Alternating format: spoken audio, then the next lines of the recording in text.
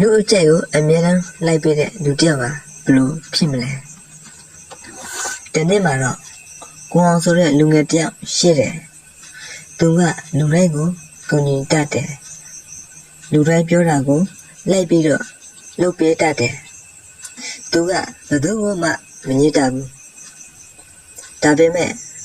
ထူးဆန်းတာကလူတွေကသူ့ကိုမလေးစားကြဘူး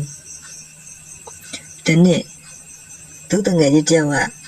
သူ့ကိုပြောတယ်။မင်းသိလားလူတွေကမင်းကိုမလေးစားတာမျက်စိရနေလို့မဟုတ်ဘူး။ကိုအောင်ကအံ့ဩသွားတယ်။ဒါဆိုရင်ဘာကြောင့်လဲလို့သူကပြန်မေးတယ်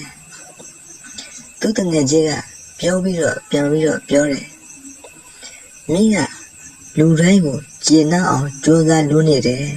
။အဲ့ဒီအချိန်မှာကိုအောင်ကသတိထားမိသွားတယ်။ဘယ်သူခိုင်ခိုင်လုပ်ပြီးတယ်မလို့ချင်တာတော့မှညီဖို့သူကကြောက်နေတယ်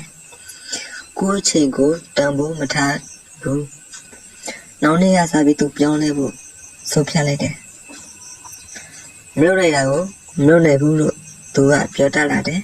။ကိုယ့်ရဲ့အချိန်ကိုတန်ဖိုးထားလာတယ်။စကားနဲ့ပဲပြောပြီးတော့လုပ်စရာရှိတာကိုအာယုံစိုက်လာတယ်။နားနဲ့ငယ်ကြပြီးတော့မှတော့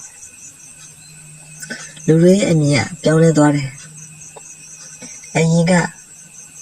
သူ့ကိုပေါ်ပေါ်တတ်တန်ဆက်ဆံတဲ့လူတော့သူ့ကိုလေးစားလာကြတယ်။တခါတည်းမှာတော့လူတွေရဲ့လေးစားမှုကိုရရှိဖို့တခြားလူတွေရဲ့အလိုကိုလိုက်လုပ်ပေးနေဖို့မလိုဘူး။ကိုယ့်ကို